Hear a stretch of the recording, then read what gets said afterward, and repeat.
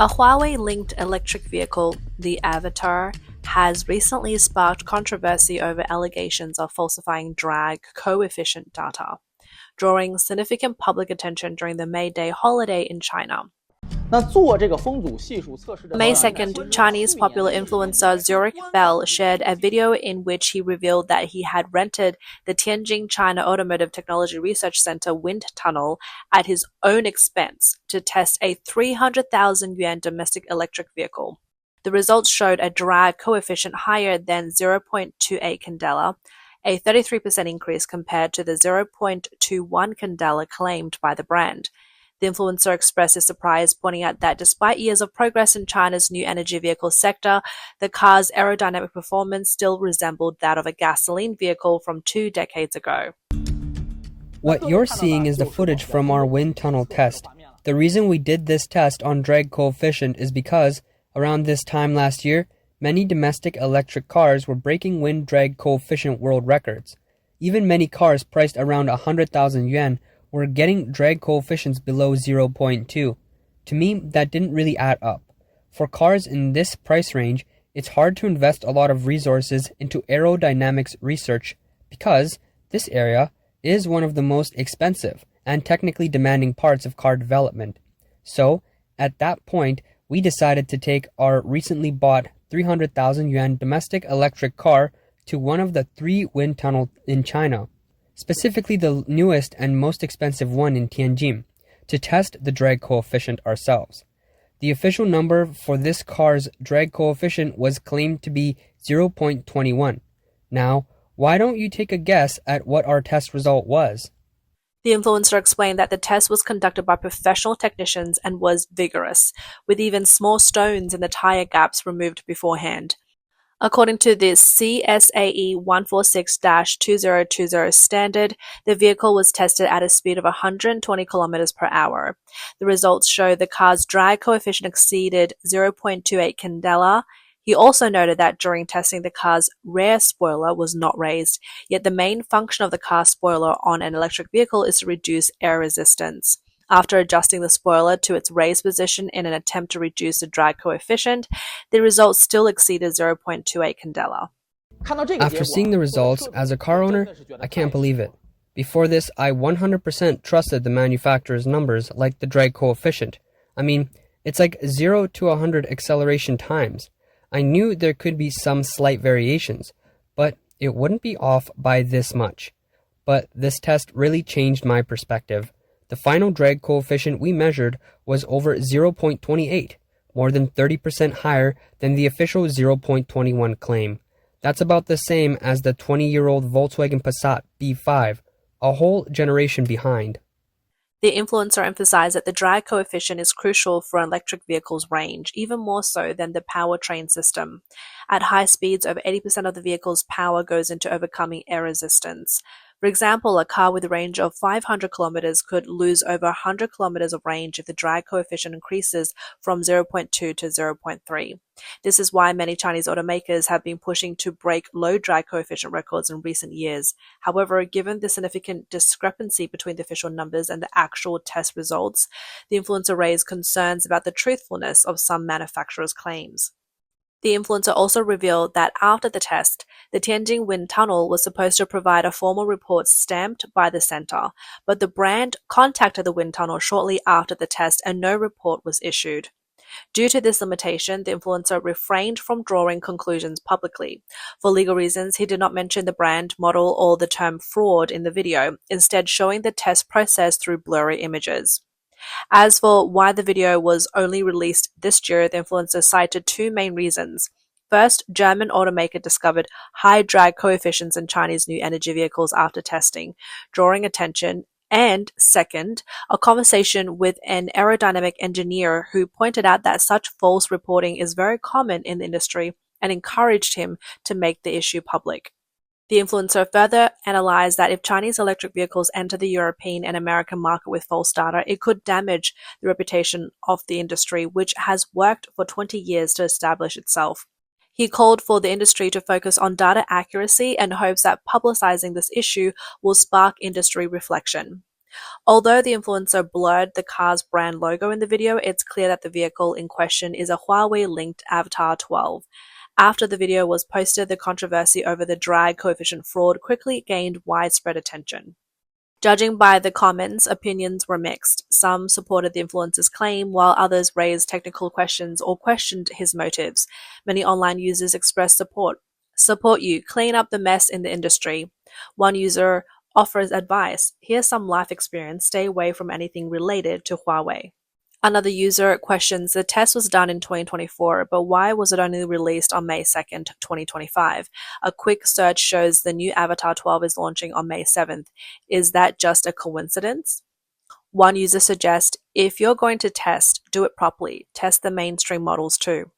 Test Xiaomi too. If you don't test such a high traffic brand, then your motivation should be questioned. Where's the report? If you paid for it and the China Automotive Technology Research Center didn't provide the test report, you could sue them. Let's take a look at Avatr. Founded in 2018, it's a high-end, intelligent electric vehicle brand co-established by Chang'an Automobile Huawei and CATL, and it's under Chang'an Automobile.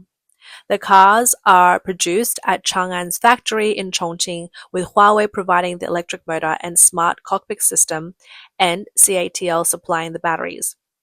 With these three industry giants backing it, Avatr has a strong foundation. Avatr has launched 4 models to date, but has remained relatively unknown. However, in April, with the release of Avatr 06, it reached sales of 11,681 units. A 122.6% increase year over year, setting a new sales record. At this high point for Avatr, the drag coefficient fraud scandal is likely to deal a serious blow to the brand. Avatr quickly responded with an official statement claiming that the information was entirely false. The company stated that the technical specifications of its products are based on official releases and announced plans for a public drag coefficient test of the Avatr 12, which would be conducted according to the schedule of national professional institutions. They also released a poster with the slogan, "Dare to claim, dare to test, please stay tuned." Besides, Avatr's legal department also issued a statement claiming that after the release of the Avatr 06, a large number of malicious attacks and online campaigns had targeted the brand. The company announced a reward of up to 5 million yuan for key information and evidence that leads to legal actions, as verified by their legal department and recognized by judicial authorities. On the surface, Avatr's response seems confident and righteous, but behind the scenes, the action suggests otherwise. As a blogger mentioned in the video, after learning of the test results, Avatr immediately applied pressure to the Tianjin wind tunnel to prevent them from issuing an official report with the correct seal. The company then quietly deleted almost all online references to the car's drag coefficient, leaving only a small trace of information on Avatr's official Georgian website. After the test video was released, Avatr swiftly requested that it be taken down from most platforms, and the original video is still available on Xiaohongshu. From this sequence of events, it is clear that Avatr is trying to cover up evidence, signaling a lack of transparency. It is not surprising that some commentators on Zhihu have raised questions about why Avatr, after advertising a drag coefficient of 0.21, did not release their own test results when challenged.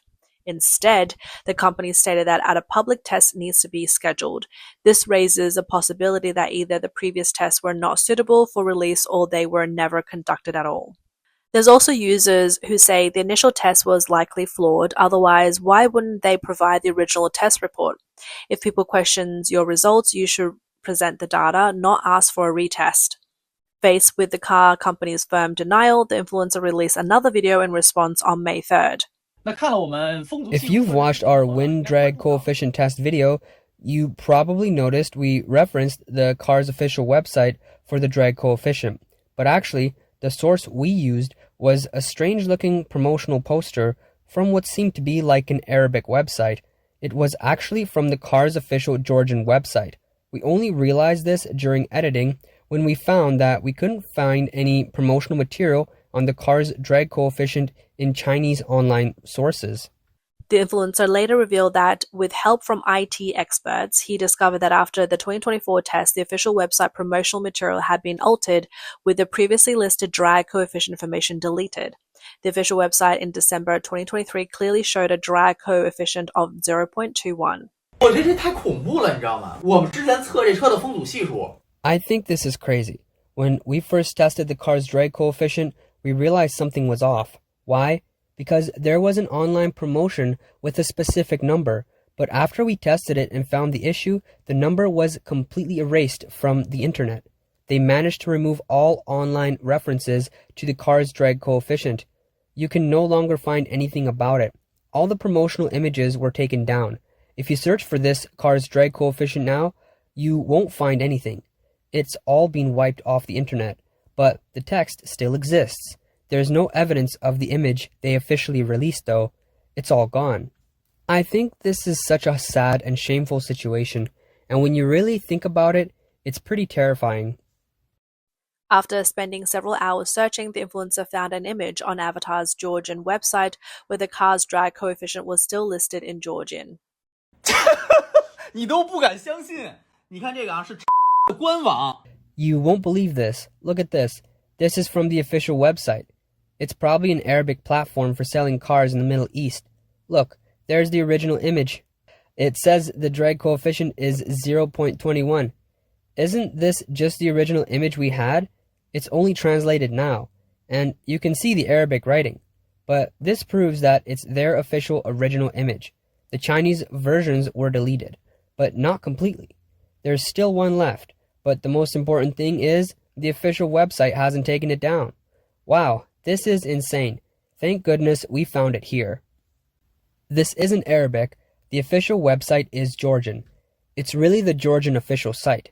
Hurry up and check it out. Is the 0.21 still on the Georgian website? How long will this website even last?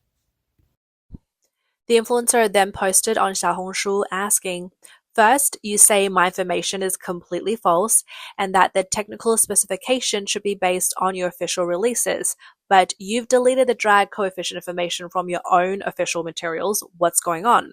He also called out, "You have time to delete videos, but no time to provide the 0.21 drag coefficient test report." It seems that the influencer believes that if Avatr provides a 0.21 drag coefficient test report, the controversy would be resolved. However, as for now, Avatr has not responded to this request. The influencer also mentioned that after Avatar's official account released an invitation for a public test, he responded positively, expecting to be invited to witness the test. However, he later found out that he had been blocked by the company. As the debate continued, Avatr executives provided additional information.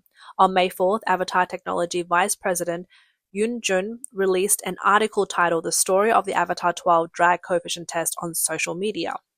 Young Jun revealed that Zurich Bell had mentioned testing the Avatr 12's drag coefficient last year, and the company was concerned that some configurations might be missing or not in the proper working condition for the test. The company reached out to Bell to discuss the matter and even invited him to join the test, but was refused. He questioned why Bell is now bringing up this issue again and whether the test was conducted recently. Yeonjun said testing the Avatr 12 for 2 consecutive years and then claiming that our smart electric car is comparable to a gasoline vehicle from 20 years ago really hurts us car industry professionals. Yeonjun emphasized that Avatr is actively contacting testing institutions to conduct a public test on a production model as soon as possible to set the record straight. From Yeonjun's memory, it's clear that Bell had planned the test last year but refused the brand's assistance. Yeonjun then questioned the professionalism of Bell's test conditions. After Yeonjun's article was published, the vlogger Zurich Bell quickly responded on the platform Xiaohongshu, accusing the article of containing 4 major lies.